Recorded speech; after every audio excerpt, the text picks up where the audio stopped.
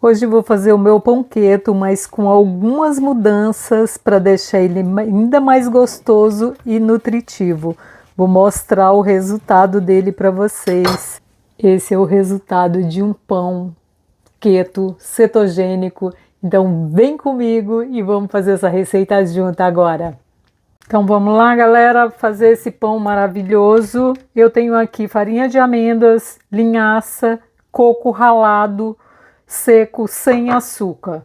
Vamos começar fazendo a farinha de linhaça. Eu vou usar minha maquininha de triturar. E um dos segredinhos para fazer essa farinha ficar sem aquele sabor residual que muita gente pergunta, ai, por que que... Mas não vai ficar com sabor de linhaça? Fica não, gente, pode fazer tranquilo, desde que você triture sua farinha para ela ficar bem fininha. Eu acabei colocando demais, mas você pode bater de duas viagens, que você bate melhor. Não colocar toda de uma vez, porque a capacidade dessas máquinas é pouca. Eu vou deixar o link dela na bio para vocês. Eu super aconselho você ter uma... Vou até peneirar, porque quando você peneira, se tiver algumas sementinhas inteiras, você já tira e bate novamente. Olha, minha levedura nutricional aqui derrubou. Mas não tem problema não, a gente pega. Vamos bater o restante. E rapidinho você tem uma farinha, gente. E o que sobrar aqui, a gente volta para ali. E aí vale ajudar aqui a peneira, sabe? Porque a farinha fica quentinha quando bate nela, tão rápida que é. E fazendo dessa maneira, gente, vocês não vão ter sabor nenhum de linhaça no seu pão. Eu não tenho problema com o sabor da linhaça, mas tem gente que não gosta. Então, feito isso, o que está mais grossinho, a gente dá mais uma batida e já fica tudo certo. E assim, quando você bate, ela aumenta muito a quantidade. Você vê uma quantidadezinha de semente, você tem uma quantidade enorme de farinha. Como a farinha de linhaça a linhaça tem óleos, ela dá uma grudadinha aqui ao redor, assim, olha. E aí você precisa, ela tem essa colherinha aqui que é da gente limpar ela. Eu acabo usando para tirar ali dos cantos. Mas não quer dizer que o que não passar aqui na peneira eu vou dispensar, não. Eu vou colocar tudinho, só para mostrar para vocês que quanto mais fina você deixar a sua linhaça, menos sabor residual tem. Olha, sobrou esse resíduozinho. Vai tudo junto, né? E agora eu vou misturar aqui a farinha de amêndoas. O coco eu vou passar aqui também. Olha, coquinho ralado. Eu prefiro usar o coco, fazer a farinha na hora, que comprar a farinha pronta. Porque a farinha de pão, a farinha de coco, ela é muito seca. Deixa eu tirar o... Ela é muito seca, então quando você faz uma receita com farinha de coco, a receita fica extremamente seca. Então, eu prefiro porque o coco tem óleo. Olha a quantidade de óleo que tem isso aqui, gente. Olha a quantidade de óleo que tem essa farinha. Vira uma farinha de oleaginosa. Então, você tem aí... olha o tanto que fica grudadinho lá embaixo, de tanto óleo que tem. Só gruda lá embaixo quando tem muito óleo. Então,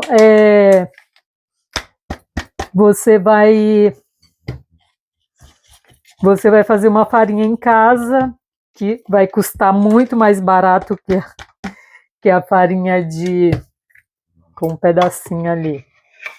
Que é a farinha que você compra pronta, que farinha de coco é cara. E essa é uma maneira mais barata de... Eu fico feliz, eu vi vários vídeos aí, as pessoas fazendo a farinha assim. Eu não copiei de ninguém. Eu simplesmente achei que dava para fazer farinha e fiz uma receita e amei, porque eu vi que tem gente fazendo. Então, receita boa é aquela que passa para frente e vai todo mundo fazendo.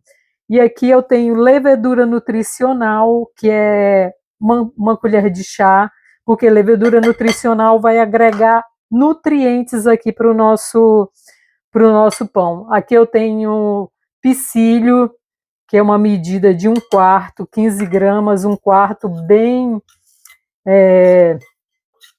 rasa. E aí, ó, a gente já vai ter esse mixzão aqui. Não vamos usar goma xantana, porque a gente já está usando o psyllium aqui. E tem a linhaça também que dá liga. 5 gramas de fermento, que é uma colher de chá, um pouquinho mais cheia. Aqui eu tenho o sal, que eu vou medir agora, que eu já vou colocar. Eu vou colocar para bater junto com o ovo para poder ele dissolver, porque eu estou usando sal marinho. Estou usando 4 ovos grande, pão cetogênico, pão keto, olha.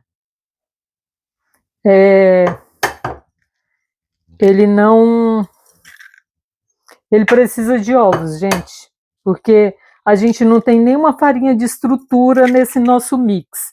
Então a gente precisa dos ovos para poder dar estrutura para isso. E eu bato sempre o ovo para poder tirar o cheirinho de ovo, tá? Tem gente que não suporta cheiro de ovo, nem come ovo por causa do cheiro. Então, se você faz pão para vender, dá uma batidinha no seu ovo, assim você vai tirar esse cheiro dele e a pessoa não vai chegar o pão na boca e já sentir o cheiro do ovo, né? Então, é bem interessante fazer isso. Tem gente que tira até a pele. Eu não tiro não, que ela deve ter algum nutriente, né? Deus não ia fazer uma coisa assim tão perfeita que não tivesse nutriente, né? Já vou colocar o sal aqui para poder dar uma dissolvida. Gente, o sal daqui, ainda mais que eu estou usando sal marinho, ele salga um pouquinho menos que o de vocês aí do Brasil, uma colher de chá bem cheia. Porque não sei se vocês sabem, mas o sal também ajuda na fermentação. Quando a gente tem um fermento natural, que eu até tenho aqui no canal, que ele leva sal. Leva sal e açúcar para poder fermentar. Então, vamos lá começar. Temos aqui o vinagre de maçã, que eu já vou misturar aqui também, que é uma colher de sopa. Todo mundo junto e misturado. Abre um buraquinho aqui no meio e vamos começar a misturar tudo isso.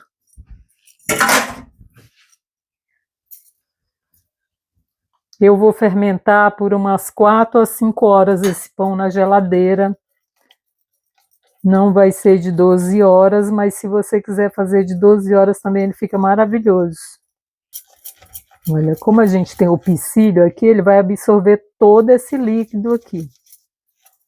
E aí vai ficar extremamente seco. E aí a gente vai hidratar, né? Aqui eu tenho 100 ml de água.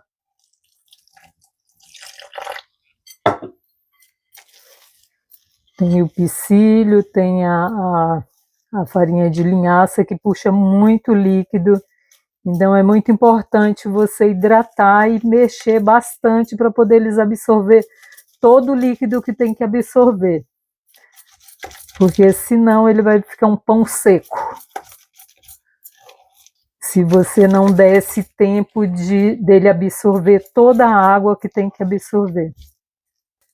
Mas sempre colocando de pouco a água, tá? Não convém se colocar água em pão, principalmente se você está fazendo pela primeira vez. Olha que massa linda, gente.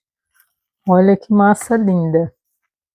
Olha, se você não quiser usar a levedura nutricional, também dá certo, tá? Eu só acrescentei a levedura nutricional aqui porque Quem tem diabetes, gente, tem deficiência de B12, segundo os médicos, né? Coisas que eu escuto de médicos. Então, a gente precisa colocar nutrientes no que a gente vai comer, né? E a levedura nutricional é riquíssima em vitamina B12. Então, a gente precisa acrescentar ela na nossa alimentação.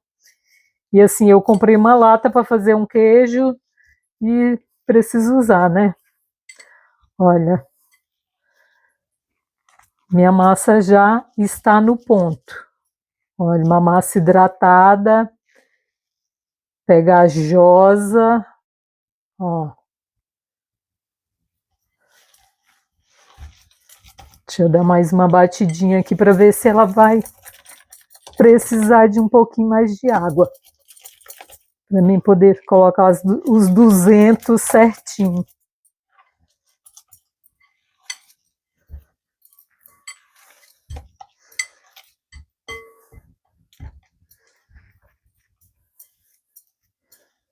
Olha, ela ainda pega um pouquinho mais de água. Os 200 ml certinho.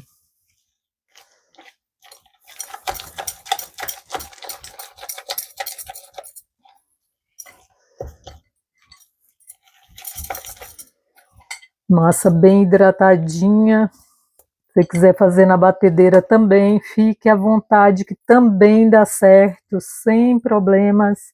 Olha, pontinho da massa é quando você faz uma bola assim, ó, e ela para. Tá vendo? Ela parou. Ela não pode fazer isso, ela não pode descer, porque se ela descer, ela tá muito hidratada e aí depois não vai rolar. Eu vejo muitos vídeos de pães sem glúten muito hidratado. Fica macio, fica extremamente macio, gente. Mas quando você corta, quando você tira ele do forno, ele faz isso. Ele abaixa completamente. Então a hidratação ideal é muito importante, porque você vai ter um pão estruturado ali, macio. Então a hidratação precisa ser a hidratação ideal, nem de mais nem de menos. Plastiquinho filme para poder vedar bem aqui, criar ar aqui dentro. E vamos deixar ele fermentar.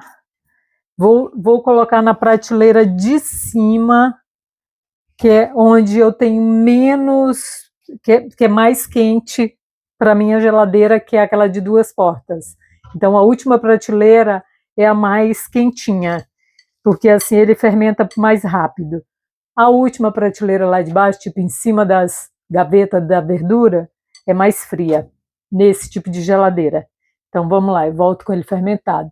Bom, gente, quase 5 horas, 4 horas e 40, quase 5 horas, 4 horas e 40. Olha, tá vendo o que eu falei para vocês? Que o psyllium puxa tudo, a umidade? E puxou, né?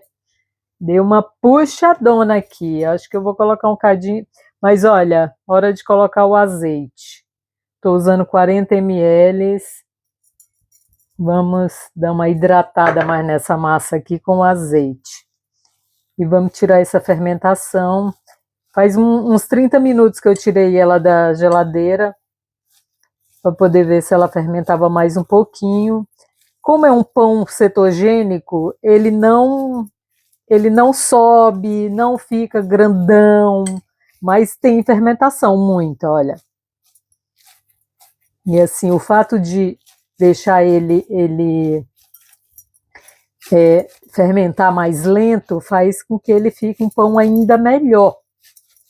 E alguém me perguntou nos comentários por que precisa tirar. Gente, se a gente não tira essa fermentação, tem pão que dá para você fazer direto, fermentar direto e já levar, fica maravilhoso.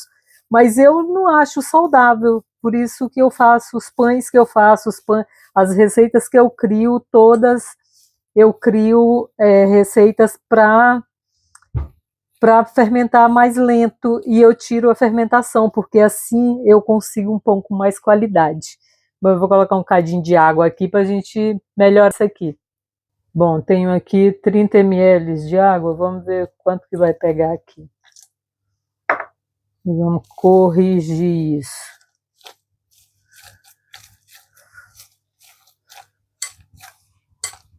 Deixa uma massinha mais hidratada, porque uma massa hidratada fica pão fofo, né? Hidratação na medida certa.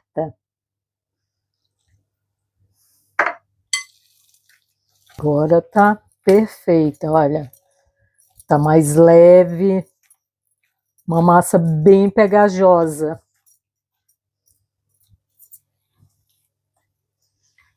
E aí, ó. Tá maleável. E aí eu vou usar essa forminha aqui, que a medida dela é 22 por 11 por 7 de altura. Esse papelzinho que tá dentro dela é o papel Dove. Esse papelzinho eu já comprei ele assim, cortadinho, no ponto de colocar dentro da forma. Mas comprei um supermercado que tem aqui, que nunca mais eu achei. E aí uma vasilhinha com água, uma colher, a gente aperta a massa assim, para ela preencher todos os cantinhos da forma, senão fica buraco. Até porque essa massa aqui é uma massa bem pegajosa. Parece massa de pão de queijo.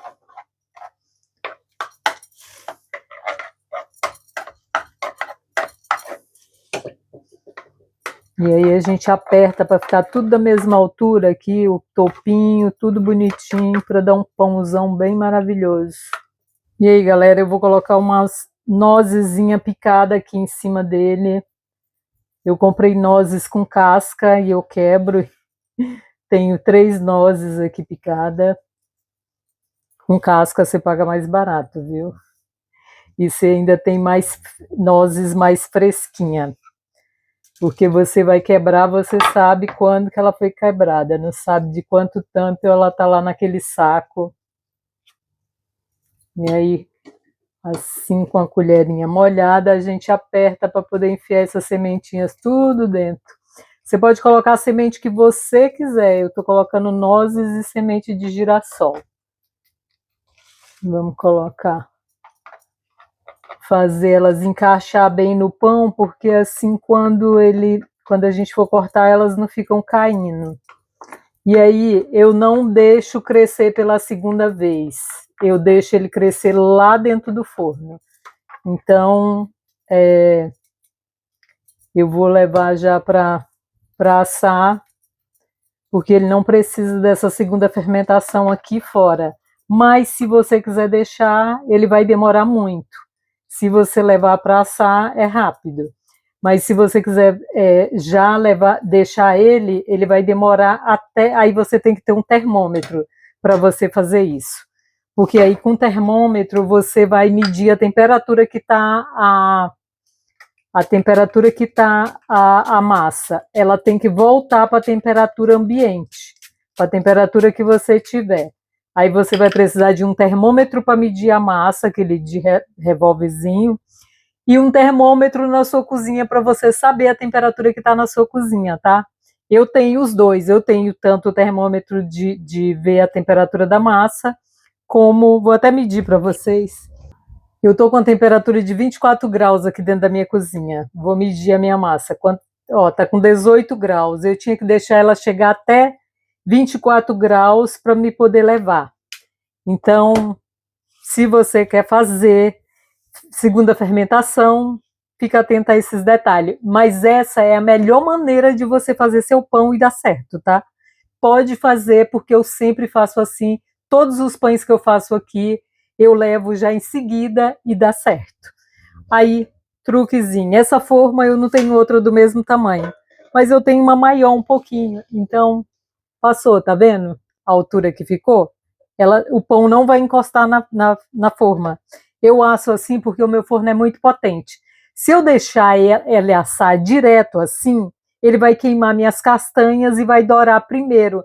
Então, assim, ele assa Depois eu tiro a forma de cima só para ele dourar. Às vezes ele até doura aqui, mas eu tiro a forma 30 minutos, primeiro tempo a 200 graus, depois a gente coloca mais tempo para poder ele dourar. E aí, gente, olha aí, saindo aqui um mocinho fervendo de quente. Cadê meu pano? Onde eu deixei? Pronto. Olha, vou até medir a temperatura aqui. Preciso trocar a pilha do meu termômetro. Deu 104 de temperatura, olha, saiu limpinho. Sai algumas coisinhas assim, mas é a massa, porque ainda tá cozinhando lá dentro. Mas olha que pão lindo. Um pãozão. Isso aqui é só lavar agora e usa de novo. Olha que coisa maravilhosa, gente. Olha, fofíssimo, maravilhoso. E agora vamos esperar esfriar que eu vou cortar para vocês. E aí, galera, o resultado do nosso pão, essa maravilha. Já é frio, delicioso, macio e ficou muito maior essa receita do que a primeira que eu já tinha feito. Então, se você ainda não conhece a outra receita, faça essa que você vai se apaixonar, porque ele ganhou essa crosta cheia de semente aqui que deixa ele ainda mais maravilhoso. E se você está aqui pela primeira vez, por favor, não deixe de se inscrever no canal, não deixe de dar aquela curtidinha que ajuda e deixe um comentário lá que o YouTube entende que isso meu vídeo é relevante e entrega para outras pessoas. Então, gratidão por quem ficou até agora e façam, porque vocês vão amar esse pão.